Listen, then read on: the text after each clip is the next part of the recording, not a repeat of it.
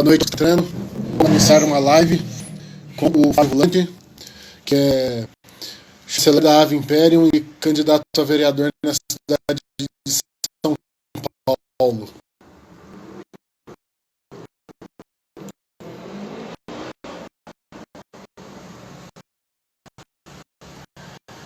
Continue com a gente, vamos só esperar a entrada do Fábio e a gente já dá.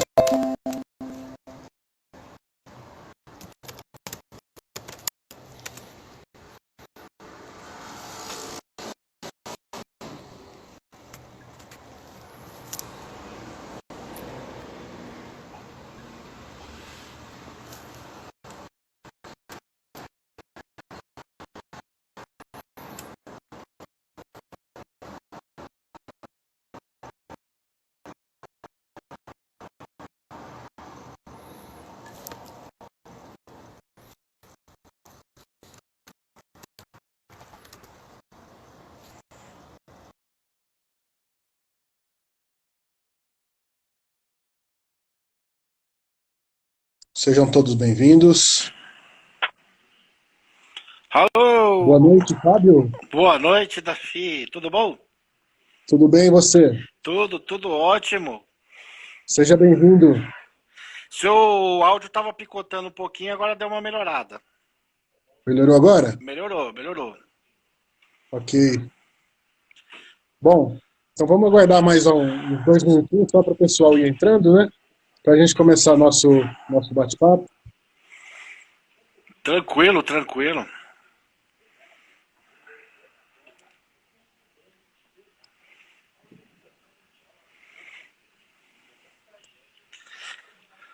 Você está em São Paulo mesmo, capital? Tô em São Paulo, eu sou daqui de São Paulo, daqui da região da Zona Leste de São Paulo. Eu aproveitar e dar uma boa noite a todos os monarquistas e não monarquistas que já estão entrando na live aí. Muito obrigado a todos aí por estarem aí aparecendo, sempre prestigiando aí os monarquistas, muito legal. Que a gente sabe perfeitamente aí, Davi, que aos pouquinhos a gente está criando uma força cada vez maior aí. Legal. E é nítido isso. E aí, ai de quem tentar negar. Pois é, né? É aquela sucessão, né? Primeiro, o movimento é desprezado, depois ele é ironizado, Uhum, para depois ele ser levado a sério. exatamente. E fala, e ai de quem não tá levando a sério agora. Porque ó, Pois é, já tá se tornando aí uma multidão, que isso aí cresce cada vez mais. tá certo. Vou esperar só mais um minutinho, né? Sim. O pessoal está entrando aí. Pessoal que está entrando, continue com a gente. Nós vamos bater um papo super bacana aqui com o Fábio Volante. Vamos falar sobre as propostas dele para a cidade de São Paulo. Nós não vamos restringir o nosso papo à monarquia. Vamos falar Sim. sobre diversos assuntos de interesse nacional. Sim.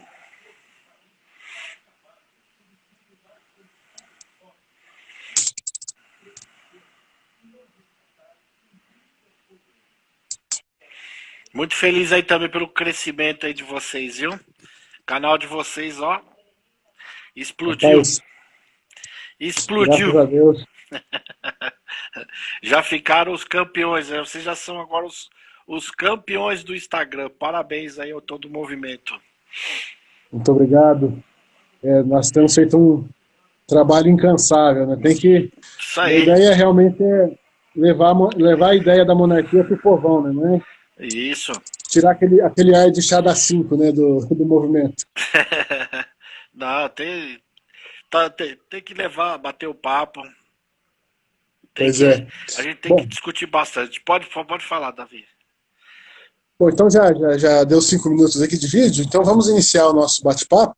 Sim. O pessoal que for entrando, quem não conseguir ver o começo pode depois assistir o vídeo novamente, que vai ficar salvo na nossa timeline no Instagram do Movimento Brasil Monarquista. Então, boa noite, Fábio. Para quem não conhece o Fábio, ele é o chanceler da Ave Imperium, que é uma organização monárquica da cidade de São Paulo, e também é candidato a vereador também na cidade de São Paulo, capital. Fábio, gostaria que você, antes da gente iniciar falando sobre os seus projetos, sobre o que você pensa para a cidade de São Paulo, gostaria que você falasse um pouco de si mesmo.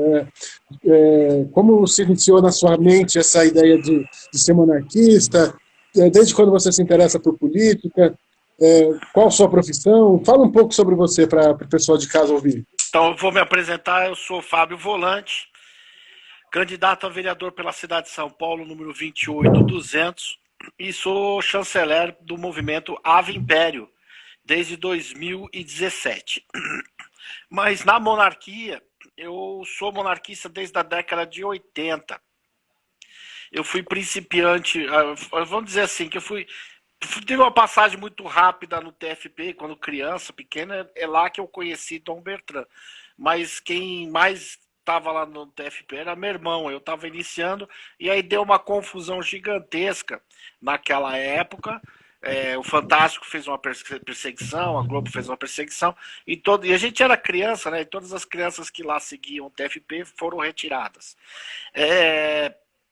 Na década de 80, eu tenho que dizer que o que me fez me tornar monarquista de verdade, a maior responsável, era que todo dia 7 de setembro a gente ia em família, nós íamos ver os desfiles ali, o desfile das Forças Armadas, na 7 de setembro, ali na Tiradentes, né? Na verdade, na Tiradentes, e de lá da Tiradentes a gente ia para o Museu do Ipiranga. E eu posso dizer que o Museu do Ipiranga, então, foi o maior responsável na minha vida, porque eu passei minha infância todos os anos visitando o Museu do Ipiranga, e lá a gente foi entender, fui tendo curiosidade e aprendendo o que era a monarquia. E de lá para cá eu nunca deixei de ser o monarquista. Mas a atividade, movimento mesmo, ela surge agora em 2017, quando a coisa falou, agora a gente tem que ir para cima, não tem mais jeito, nós vamos ser monarquista e ponto final. Legal.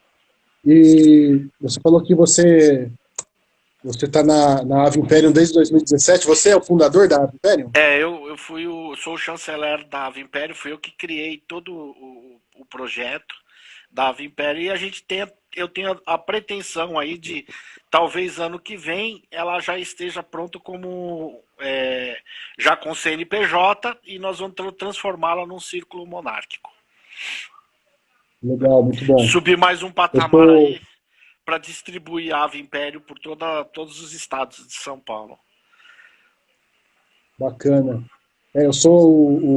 Atualmente eu sou o diretor-presidente do Círculo Monárquico de Uberlândia, sou um dos fundadores, e te digo que realmente vale a pena você estruturar um Círculo Monárquico que dá uma relevância muito maior para o movimento na cidade. Sim, aí a gente estrutura melhor, constrói um estatuto, faz uma sede, consegue solidificar. A gente sai do simples ativismo para solidificar realmente como uma ação monarquista, né? Já como uma empresa, uma ONG monarquista, né? Ela sai do ativismo e passa a ser uma ONG monarquista. Bacana.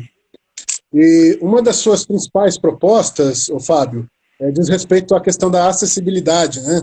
Também. E outro dia eu lembro que você postou um banner falando sobre a necessidade da readequação de alguns espaços públicos, né? Sim. E até a priori eu achei até estranho você propor fazer aquele recorte no banco, né? Aí você me deu uma resposta que eu achei muito boa. Eu nunca tinha pensado por aquele lado, que não basta você adequar os espaços urbanos, você tem que incluir o cadeirante, né? Então, eu gostaria que você falasse um pouco mais sobre esse projeto que você tem em relação à acessibilidade para a cidade de São Paulo. Então, essa é uma segunda parte aí que eu posso dizer sobre, que eu acabei até esquecendo de colocar. Eu sou formado em psicologia, né? Há 20 anos eu atendo em consultório de clínica, tem uma clínica de psicologia, que é o Instituto Recal, lá é uma clínica de atendimento psicológico. Eu sou pós-graduado em psicologia hospitalar pelo Hospital das Clínicas. Então, o que acontece durante todo esse tempo aí, eu trabalho em relação a essa questão do psiquismo. Não só em questão dessa formação, como eu sempre desenvolvi projetos. E por quê? Porque desde 2004 eu sou rotariano. Então eu sigo o Rotary durante muito tempo e o Rotary a gente desenvolve muito. Uma das primeiras projetos que eu tive foi em 2006. Nós fizemos a primeira praça em São Paulo, a Praça da Inclusão. Chamava Praça da Inclusão. Era uma praça ali perto da Avenida do Café, na Conceição, onde aquela praça lá só vivia usuários de droga. Então, nós sentamos com o subprefeito do Jabaquara, nós desenvolvemos o projeto, entreguei. Nesta época, eu era presidente de uma instituição que era a Lares, Legião de Assistência e Reabilitação do Excepcional. E junto com essa entidade e com o Rotary, nós fizemos daquela praça, e a subprefeitura, né, uma praça do deficiente. Para o deficiente, não o portador, tá? Para o deficiente. Deficiente físico, deficiente visual, deficiente auditivo. Então ela vinha com uma obra que vinha desde do metrô até a praça, para que ele pudesse ter também esse direito. O que acontece, Davi, que é uma coisa importante que as pessoas não conseguem entender, é que existe uma separação entre a acessibilidade e a inclusão. A acessibilidade é uma coisa e a inclusão é outra.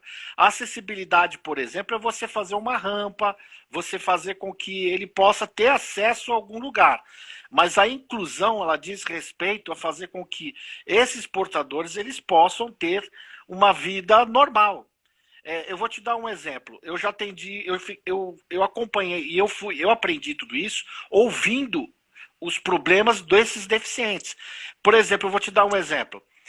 Eu ouvi um rapaz que é cadeirante e ele estava reclamando para mim o seguinte, de que ele adora ir no estádio do Morumbi assistir futebol. E lá no estádio do Morumbi tem toda a acessibilidade. Então tem rampa, tem elevador, tem o local. E aí tem aquele local que é o local onde o cadeirante fica. Só que o cadeirante fica sozinho naquele lugar. Ele não pode ficar com outras pessoas. E ele reclamou disso. Isso a gente chama de inclusão. Porque ele dizia assim, eu vou assistir futebol num estádio, mas eu quero comentar com meu amigo, com meu pai, com meu primo, eu quero assistir o jogo de futebol com a minha família, com os meus amigos. Eu não quero ficar num canto sozinho, só porque aquele canto é do deficiente. E quem não é deficiente não pode entrar ali. Então o que acontece? Tem acessibilidade? Ótimo. Mas e a inclusão? Como é que a gente faz? Você entendeu? Ninguém vai para um estádio de futebol para assistir o jogo sozinho. Ninguém vai no cinema para assistir o cinema sozinho. A gente quer a companhia do lado. A gente quer conversar com a pessoa do lado. Então, essa parte de inclusão ainda está muito longe. A cidade de São Paulo está longe, o Brasil ainda está muito longe de trazer essa inclusão de volta. Fazer com que o deficiente ele tenha o direito dele poder pegar um ônibus, dele poder trabalhar, dele poder poder ir num teatro. Porque não adianta você fazer um buraco separado, dizer ali é o canto do deficiente. Se ele não está incluso no restante, ele não está incluso nos outros. Eu não vou no teatro sozinho. Aí eu falo, eu vim com a minha namorada. E a minha namorada vai sentar do outro lado, porque ela não é deficiente, e eu vou sentar desse lado, porque sou deficiente. Faz sentido isso? Não faz sentido. Então, por isso que a gente tem que sempre olhar de que o Brasil ainda está engatinhando na acessibilidade. Nós estamos engatinhando. Ainda está muito longe do ideal. Mas em relação à inclusão, ainda falta muita coisa ainda. Porque aí você vê aquela coisa que o pessoal acaba falando. Para que fazer um buraco no meio? Para que fazer com que você sente do lado do deficiente? Não é? Por que você vai fazer um banco onde... Ué, o cadeirante já está sentado, por que vai ter um banco de praça que você acopla um cadeirante, se ele já está sentado? Entende? Porque não é só simplesmente fazer com que ele possa ser incluído dentro da sociedade, para que a cadeira de roda não seja maior do que ele possa simplesmente entender e dizer que ele está lá sentado numa cadeira de praça. E é um direito, sabe?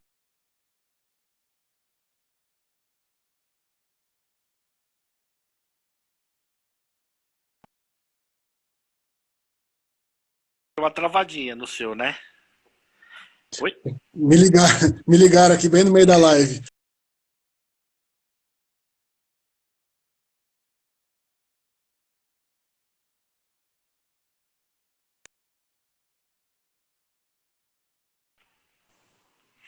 Fábio? Oi, tô te ouvindo, tô te ouvindo. Tô te ouvindo. É que eu recebi um telefonema no meio da live e acabou Não, cortando aqui. não, tranquilo. Esse é um dos projetos só, tá? Tem mais outros projetos aí para ser desenvolvido aí, que a gente tem que trabalhar bastante em relação à cidade de São Paulo ainda, para a gente ajudar bastante aí o pessoal. Porque é bem legal, é bem gostoso, esse trabalho é gratificante, de você ver muitas vezes aí deixar ver pessoas que acabam tendo deficiência física, de cadeira de roda, e essa pessoa pode fazer tudo. Ela pode trabalhar, ela pode estudar, ela pode andar, ela pode passear, ela pode ir dentro de um cinema, ela pode ir dentro de um museu. Então, sabe, isso é um direito que, sabe, facilita muito, sabe, a gente acaba contribuindo bastante aí. Então, nós podemos dizer que a questão da inclusão seja uma evolução natural da acessibilidade? Então, na verdade, ela facilita quando as pessoas conseguem entender de que fazer a acessibilidade não é só cumprir a lei.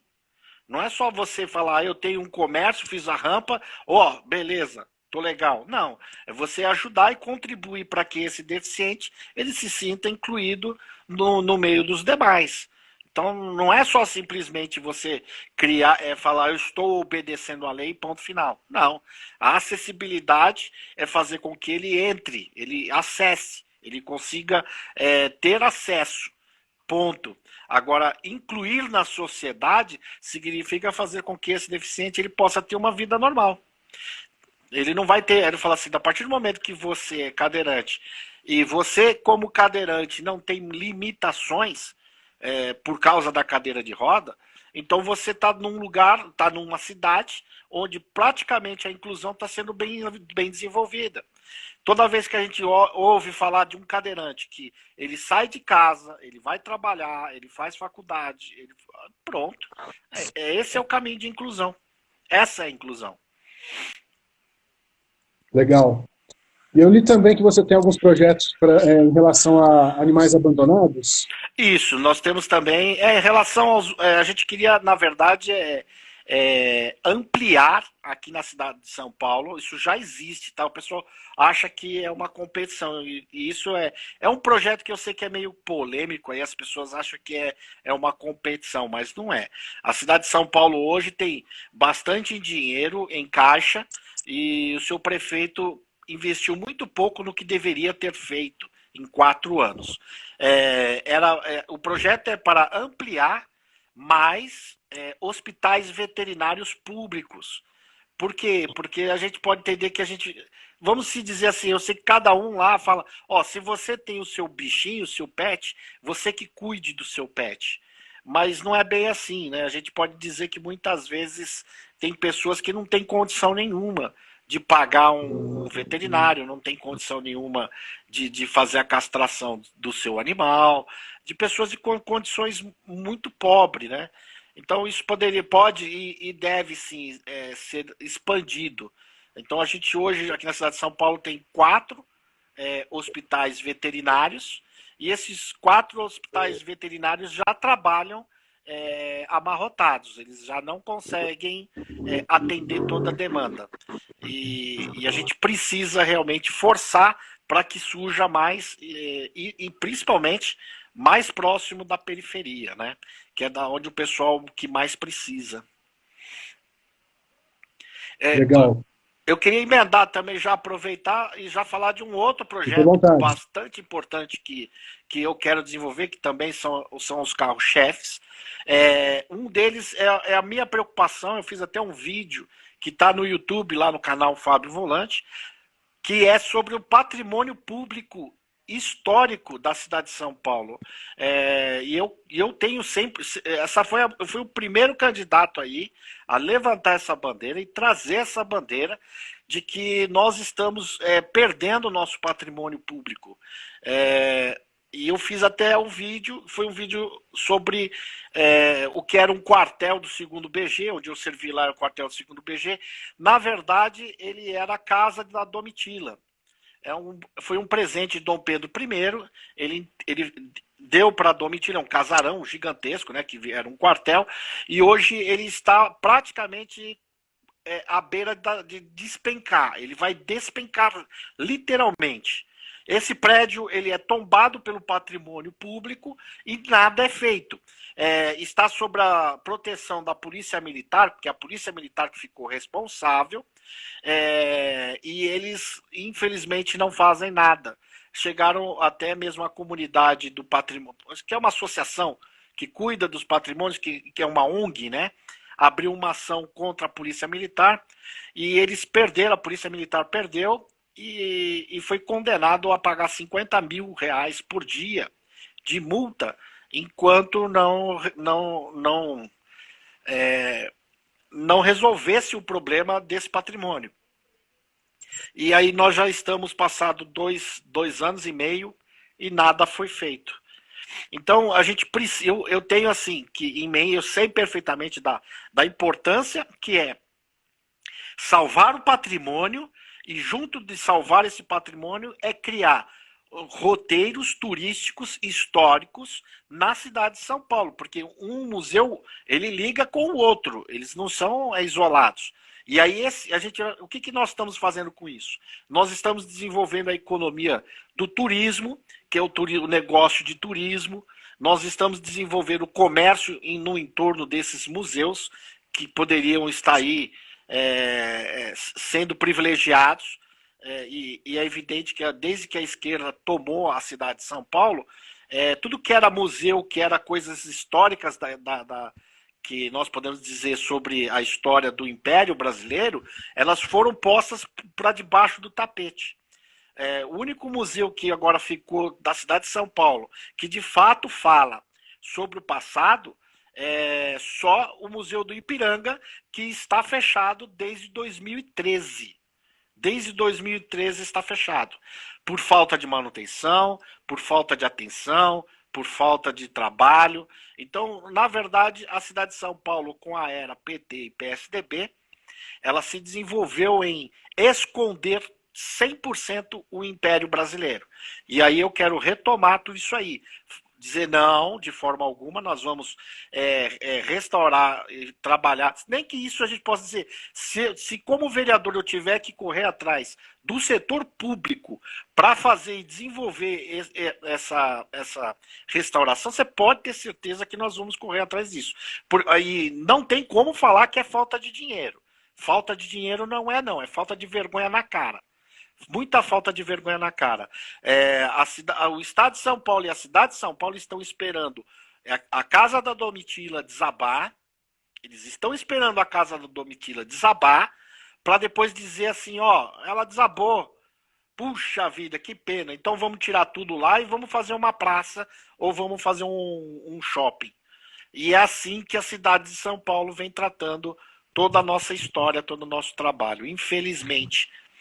E aí é justamente essa falta de consciência, porque isso a gente sabe, Davi, só para concluir, que a gente sabe perfeitamente que existem países na Europa, no Oriente Médio, na Ásia, que vivem do turismo e sabem da importância do turismo.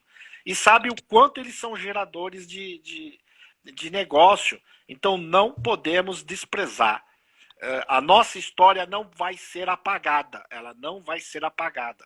Como a gente já perdeu bastante. Já perdeu, a cidade de São Paulo perdeu vários casarões que estavam ligados à nossa história, foi postos abaixo. Agora, daqui para frente a gente vai tomar isso aí e dizer para essa esquerda, não, vocês não vão reescrever a história. Vocês vão respeitar a história. Legal, muito importante você falar disso, porque o movimento monarquista ele tem um papel que muitas vezes não é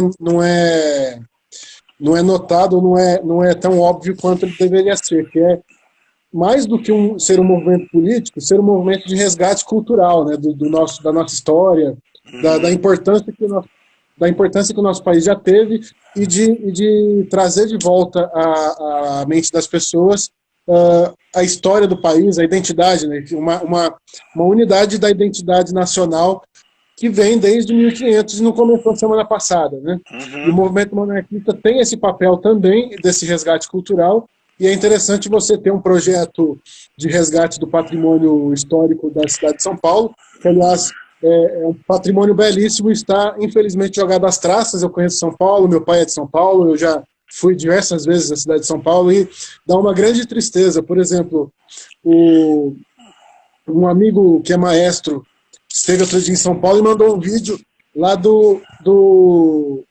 da Sala São Paulo. Em torno da Sala São Paulo, virou praticamente uma nova Cracolândia, né?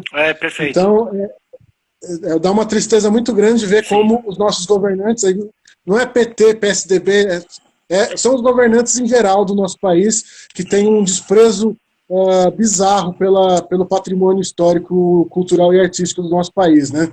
Sim. Eu fico até assim, aborrecido muitas vezes, porque você vê, no final das contas, você vê que tem países que conseguem preservar um patrimônio de 3.000, de 2.000, 3.000 anos, até de 4.000 anos está lá preservado, e o nosso país não consegue preservar um patrimônio de 100, de 200 anos.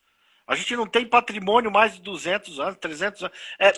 É inviável isso é um absurdo. Que a gente não consiga ter, sabe, um mínimo. Você vê, a política brasileira não tem o mínimo de apego. Absolutamente nenhum, nada, nada. Se aquela casa, se essa casa é a casa onde morou Dom João VI, pouco importa, põe abaixo e amanhã depois a gente faz uma lojinha ou faz um shopping naquela casa. Não tem sabe, não tem a menor responsabilidade. Eu me lembro eu sou da cidade de Araraquara, né? Sou nascido e criado lá. Estou em Uberlândia tem 8 anos. E eu me lembro que eu me envolvi no movimento na cidade, uns 15 anos atrás, para salvar um prédio histórico da cidade, que era um cinema antigo, e que eles estavam querendo derrubar para construir um estacionamento. E, inclusive, nós perdemos a luta, a batalha, o prefeito conseguiu ganhar de nós na justiça e conseguiu colocar o prédio abaixo para fazer o estacionamento no lugar. Então, realmente, os nossos governantes têm um desprezo escabroso pelo patrimônio do nosso país. Sim, se você entender, eles levaram para uma política, e é uma política esquerdista, quando falava em investimento em cultura, foi tudo para periferia, rap, curso de pichação, então tudo aquilo, isso ficou virando arte. Qual que é a arte? A arte é ficar dançando rap, é fazer pancadão, é não sei o quê. Então é assim, é aquela coisa de política de, isso aqui tá fazendo pelas minorias. E aí, ao mesmo tempo, que poucas pessoas ficaram sabendo, antes da pandemia, hein? A orquestra de São Paulo, a Orquestra Municipal de São Paulo, não estava recebendo salário. Eles não estavam recebendo o mínimo, que era o salário. O mínimo. E sabe, a prefeitura, o Estado, dando positivo para fechar. Fecha a Orquestra de São Paulo. Fecha. Nós temos aí o Teatro Municipal que não usa para nada. Não usa para absolutamente nada. Eles não tem pouquíssimos espetáculos. Eles não abrem aquilo ali, não funciona, não desenvolve mais. Então parece assim, a música clássica não é mais cultura. Então assim, você não tem, eles não conseguem entender que a cultura é opção. É abrir os leques de opção. Se você joga tudo para uma coisa só, você vai quebrar outra. E a gente precisa entender de que as coisas não podem acontecer dessa forma. E, infelizmente, os projetos foram cada vez pior. Então, a gente tem que desentender, por exemplo, patrimônio. Muita coisa é patrimônio. Não é só material que é patrimônio público. A gente tem, por exemplo, a Orquestra de São Paulo é um patrimônio público. E não deveria ser tratado dessa forma. Eu posso ir até além. Eu posso até além. Aí, pessoal, aprender que eu chamo, assim, por exemplo, o conjunto Demônios da Garoa, os Demônios da Garoa, eles deveriam ser já aceitos como patrimônio público, como um patrimônio da cidade de São Paulo. Porque eles são a história da cidade de São Paulo. Eles fazem parte da história da cidade de São Paulo. Então a gente não pode dar esse desprezo, não pode dar as costas para aquilo que a gente fala, foi a história do. A história não interessa. Então essa é a política da esquerda. Não preservar, não conservar. Vamos quebrar tudo e vamos fazer um novo. E a gente vai viver desta forma, quebrando, quebrando e tentando, quebrando e refazendo, quebrando e refazendo. Eles querem implantar basicamente uma sociedade com amnésia, né? Eles querem fazer com que eles ditem o que eles querem. Eles querem dizer para eles assim, eles querem dizer para a sociedade, para que a sociedade engula o que é cultura, o que é que eles entendem que é deles, para que a gente siga o que eles comandam. E sendo que isso é um erro, que é a sociedade que disse. É a sociedade que tem que falar. O papel do Estado é mais de criar condições para que a sociedade tenha um ambiente saudável para fazer a sua própria cultura. Não é o Estado quem deve dizer o que é cultura ou não, o que deve ser incentivado e o que deve ser tolhido, né? Exatamente. Porque senão a gente vai ficar vivendo onde o Estado é que dita as regras e a gente vai ter que seguir. Então, assim, ele pode investir lá na periferia sobre o rap? Pode. Mas não é só aquilo. Se ficar só aquilo. Então tem 300 projetos de rap sendo desenvolvido e não tem um centavo para pagar a Orquestra de São Paulo. E assim vai. Aí vai falar, desce a ladeira, né? Porque você tem um teatro municipal daqui da cidade de São Paulo que é belíssimo. É belíssimo. É um dos teatros mais lindos que eu já vi. Não só no Brasil, como você vê, é digno de qualquer teatro do mundo, da Europa. Lá você deveria ter orquestra sinfônica, balé, ópera. Você poderia ver toda a parte aí que diz respeito às pessoas. Não é todo mundo que gosta de rap, não é todo mundo que gosta de ópera, mas respeita quem gosta da música clássica, respeita quem gosta daquilo, e assim vai. Pois é.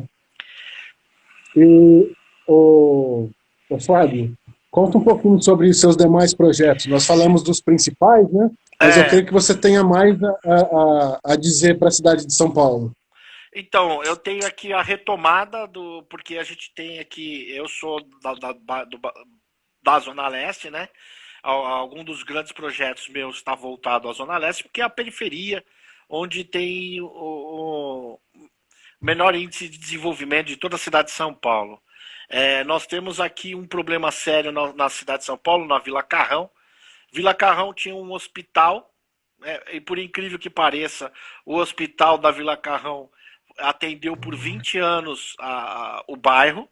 Aí depois entrou o PT na prefeitura e foram 20 anos de PT e PSDB. Esses 20 anos foi o hospital fechado. E agora a última atitude do prefeito Bruno Covas aqui foi demolir o hospital em vez de reformá-lo. Então a A Vila Carrão ficou praticamente sem hospital. E a gente pode dizer que talvez não é tão importante para eles construir um hospital. Eu acho que para eles o hospital não é importância nenhuma. Por isso que a gente ficou anos aí construindo estádio. Estádio é ótimo, estádio é excelente. E aí nós tivemos que usar os estádios para virar hospital, né? Que é um tapa na cara desses idiotas. E aí a gente tem agora esse hospital da Vila Carrão que tem que ser retomado. E se ninguém fizer nada, vai ficar por isso mesmo. E aí eu vou pôr também um outro projeto, que é um projeto também para a Zona Leste, que é um projeto que eu sempre sonhei aqui para a Zona Leste, sempre coloquei, que na verdade não é uma criação minha. É um projeto, não sei se você, Davi, já ouviu falar, do comendador Hermelino Matarazzo. Sim, conheço. Então, esse projeto foi um projeto criado por Hermelino Matarazzo, que na época ele administrava todas as indústrias Matarazzo, daqui da cidade de São Paulo. Ele queria fazer na zona leste de São Paulo um polo industrial. Esse polo industrial ele foi desenvolvido razoavelmente e desenvolveu bastante, porque a gente fala de uma transição, né? O período dele era uma transição. Toda a zona leste de São Paulo era fazendas, foi no final, no início da República. Toda a zona leste eram fazendas. E aí, com o início da República, que depois foi desenvolvendo, toda aquela região começou a ser invadida por italianos. E os italianos começaram a construir suas fábricas na Zona Leste. E a Zona Leste se desenvolveu bastante em torno dessas fábricas. O que acontece é que ela não deu continuidade à Zona Leste ter esse polo industrial, justamente porque não teve o incentivo da prefeitura. Então elas ficaram por conta própria, foram aguentando por conta própria. E aí depois, somente, quase na década de 70, surge o polo industrial do Grande ABC, e esse polo foi ajudado pela prefeitura e ele se desenvolveu muito bem. Até entrar mais ou menos no final da década de 70, 80, esses polos industriais sofreram os ataques dos sindicatos. E por isso que a gente vê aí o Lula aparece aí, o Lula fica famoso nessa época aí, que eles faziam o que esses sindicalistas faziam? Eles faziam verdadeiras chantagens com os empresários. Eles fechavam as fábricas e extorquiam. Enquanto o empresário não desse a deles, do sindicato, porque aí eles não faziam a fábrica voltar a trabalhar. Isso foi, sabe, ano a ano isso acontecendo, até que as indústrias foram entendendo que não tinha mais saco para aguentar esses sindicatos, e as indústrias foram indo embora uma a uma daqui da cidade de São Paulo. Então hoje pode-se dizer que a cidade de São Paulo, hoje, dentro da cidade de São Paulo, tem pouquíssimas indústrias que conseguem permanecer na cidade. E seria fundamental, se tivesse dado certo, na Zona Leste, porque a Zona Leste é onde tem maior parte da mão de obra, e essa mão de obra ela atravessa a cidade toda. Entende? É um verdadeiro inferno. Você vê aqueles trens lotados, porque o cidadão que mora na Zona Leste não tem trabalho. Ele mora lá, mas ele tem que atravessar a cidade para poder trabalhar. E se tivesse esses polos industriais, o polo industrial na Zona Leste, a população da Zona Leste poderia trabalhar e morar no mesmo bairro. Isso seria excelente. Daria qualidade de vida para as pessoas, desenvolveria o bairro. E tem ligação até com a questão da mobilidade urbana também, né? Sim, Você ajudaria. diminui o fluxo de pessoas rodando a cidade toda, você melhora a mobilidade urbana. A gente praticamente aí, se a gente consegue colocar dentro da Zona Leste um polo industrial, e esse polo industrial ele desenvolva, vamos lá, uma quantidade boa de emprego, a gente consegue tirar dessa mobilidade aí praticamente quase 70%, 80% das pessoas que... Então aí a gente torna a qualidade de vida. As pessoas passam a voltar a ter qualidade de vida.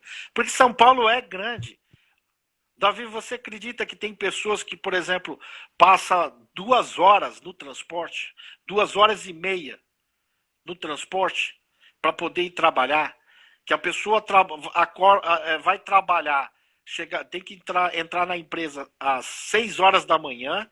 Para ela entrar na empresa às 6 horas da manhã, ela tem que acordar 4h30 da manhã em casa para poder pegar o transporte lotado. Você imagina você ficar 2 horas, 2 horas e meia dentro de um transporte apertadíssimo. Então, se você pensar e parar para pensar, esses trabalhadores eles já chegam no trabalho esgotado. Você acordar Que de manhã, acaba influenciando diretamente na produtividade deles, em né? tudo, na vida, até na vida. Porque a qualidade de vida da pessoa também fica péssima. Porque ninguém aguenta. Aí depois você fala, você passa 2 horas e meia para ir para o trabalho e 2 horas e meia para voltar. Mas você vem lotado, esmagado, você vem sem ar-condicionado, você vem em péssimas condições. Então esse trabalhador, ele fica, vai e volta, só essas 4, 5 horas por dia de transporte, ele tem um inferno. Ele prefere 1000 vezes trabalhar às 8, 10 horas no trabalho, que trabalhar é tranquilo. Aí, para ficar nesse transporte terrível, sabe, aquilo desce a qualidade de vida imensamente. Então precisa fazer isso aí. Precisa retomar, porque as ideias do seu Hermelino Matarazzo não eram ideias burras, até porque a gente está falando aí de duas pessoas que foram grandes na cidade de São Paulo. O seu Francesco Matarazzo, que foi o grande criador de todo o império das indústrias Matarazzo, e o seu primeiro filho, o comendador Hermelino Matarazzo, que ele dobrou aí o faturamento das empresas quando ele assumiu e conseguiu fazer um excelente trabalho e já pensava no desenvolvimento do entorno daquilo que ele construía. Tanto é que por isso que as pessoas não conseguem, aí não sabem de que todas as fábricas da Matarazzo, a grande parte das fábricas da Matarazzo, elas se concentravam na zona leste de São Paulo. Porque ele preferia fazer todo esse complexo desenvolver para que aquilo tudo ficasse uma vida melhor. Senão todo mundo ficava só olhando o centro de São Paulo. E a cidade de São Paulo é enorme. Para você chegar até o final dela lá, são 2, 3 horas de viagem. São Paulo é praticamente sozinho um estado, né? Um país. É enorme, é enorme. E a quantidade de população cada vez maior.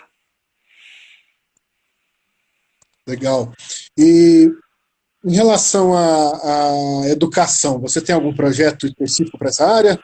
Sim, da parte da educação, a gente tem algumas questões em relação,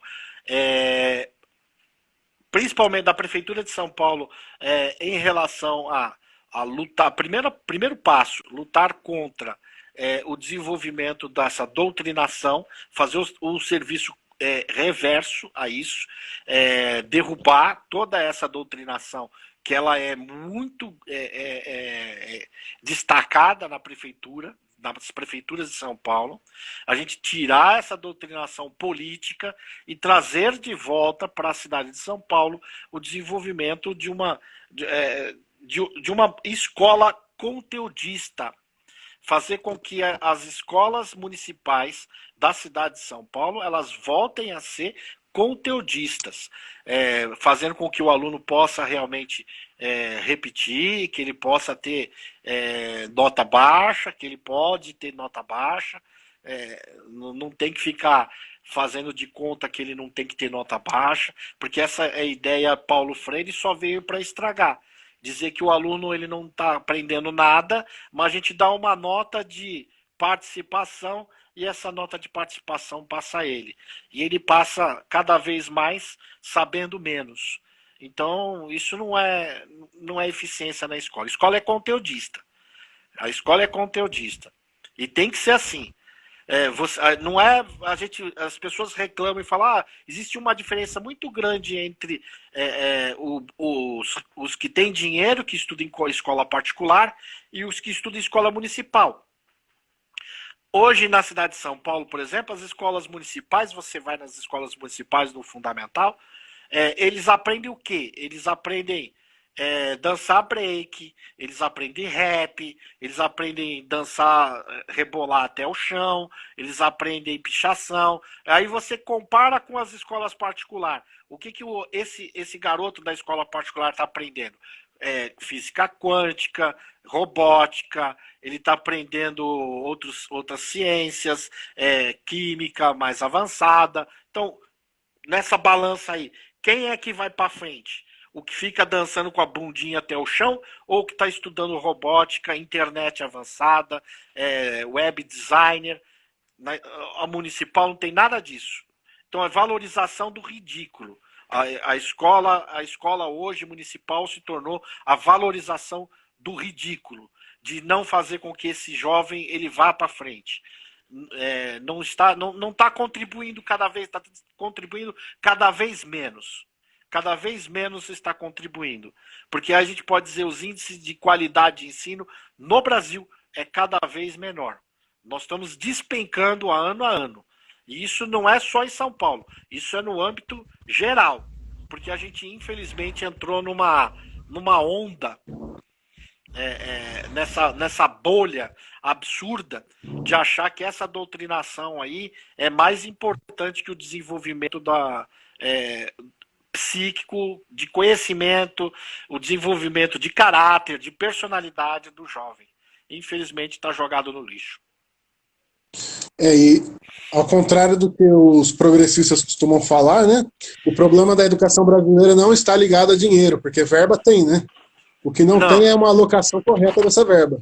Não, tem e também dinheiro. É um problema principiológico, né? Um problema de princípios que estão deturpados, como você disse, né? Você citou o Paulo Freire, eu concordo plenamente com você que eu sou favorável às linhas mais instrutivistas da educação, né? Então, a escola conteudista, como você falou, claro. E não aos princípios e às linhas de pensamento construtivistas, né, que relativizam o papel do professor, relativizam o papel da ciência, do ensino de fato, e focam muito nesses conteúdos transversais, como você citou, dançar break. Não é proibido a criança aprender a dançar break. A questão é que isso não substitui matemática, ciências, biologia, português, história da arte, e não é a priori nada, isso não significa absolutamente nada. Dentro da escola, isso aí eu ponho até como perda de tempo. Isso é curricular, vai fazer no final de semana, um curso extra. Dentro da escola, isso é insignificante. Outra coisa que eu também coloco, Davi, a esquerda se põe como progressista. Eu não vejo progressismo nenhum na esquerda.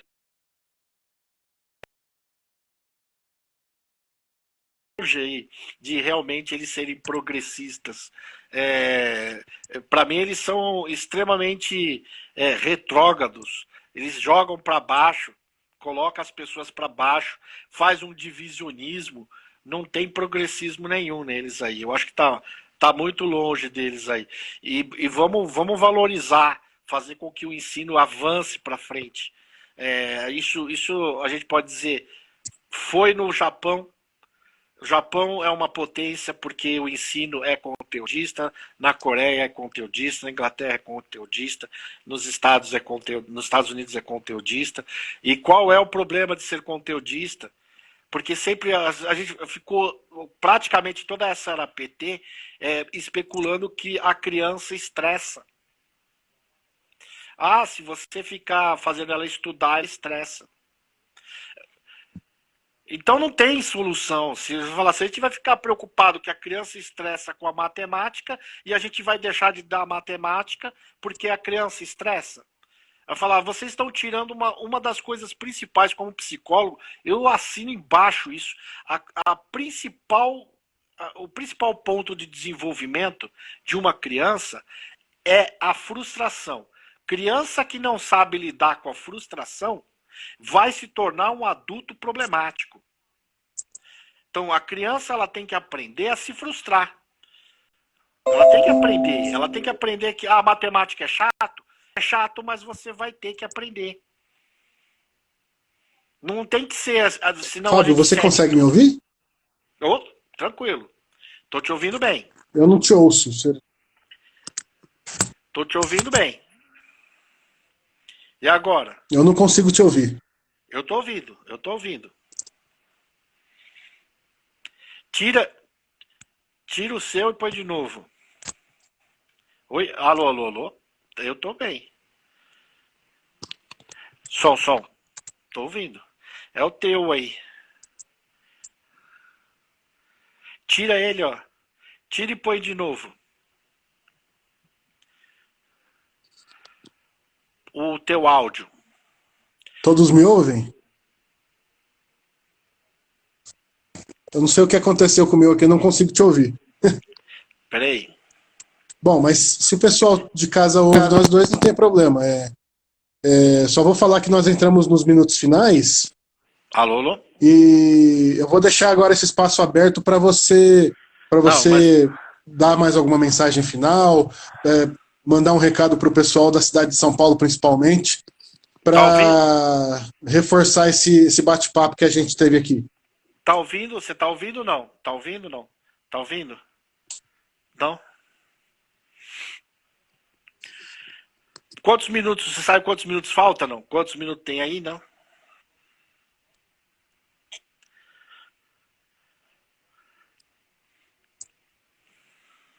Prossiga aí no seu. Pode dar seu recado final pro pessoal aí. Tá, pessoal, eu vou agradecer a todos vocês aí que tiveram na live, tiveram aí com a gente. Eu quero que vocês aí, se puderem, pode mandar no meu direct, @volante Fábio, pode ir lá no Instagram, Ah, você pode falou quantos minutos faltam? 5 minutos. pode ir também lá no @aveimperium. O Nicolas vai traduzindo aqui para mim. No @Ave Imperium também pode passar lá. Mandam perguntas, mandam questionamento. Vamos desenvolver bastante, vamos criar essa força. Vamos fazer com que a monarquia vá para frente e a gente consiga desenvolver bastante, tá? Ave Império.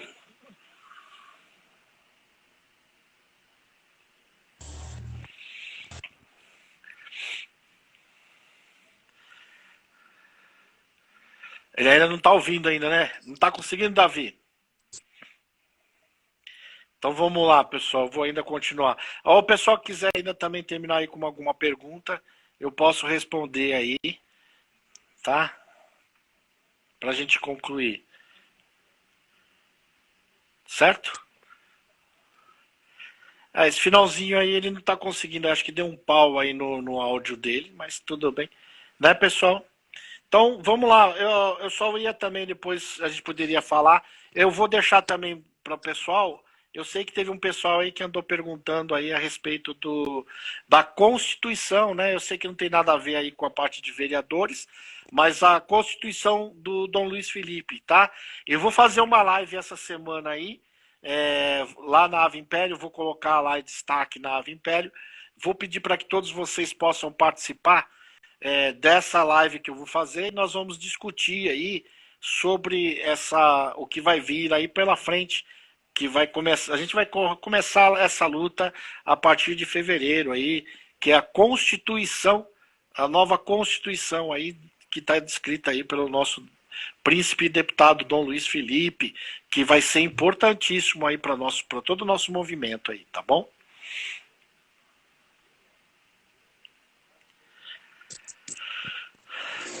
Bom, então, Fábio, eu gostaria de agradecer imensamente esse bate-papo. Foi muito prazeroso, muito proveitoso. Acredito que você seja uma figura importantíssima aí que pode assumir uma cadeira na Câmara Municipal de São Paulo e realmente fazer a diferença tanto para o movimento monarquista como para a cidade em geral. Você tem projetos amplos, né, que vão desde saúde mental, educação, cultura, parte dos animais também. Então você tem projetos em várias frentes e eu tenho certeza que o pessoal da cidade de São Paulo só tem a ganhar se você for eleito. Eu te agradeço demais, também o pessoal de casa que ficou até agora com a gente. Foi um prazer bater esse papo com vocês também. E quero convidar todos para estarem presentes amanhã também às 20 horas aqui pelo Instagram do Movimento Brasil Monarquista. Eu vou fazer uma live com o Camilo Calandrelli, que é cantor lírico, empresário e candidato a vereador na cidade de Ribeirão Preto. Ok? Então amanhã às 20 horas vou bater esse papo com ele. Um grande abraço a todos, fiquem com Deus e até a próxima. Ave Império.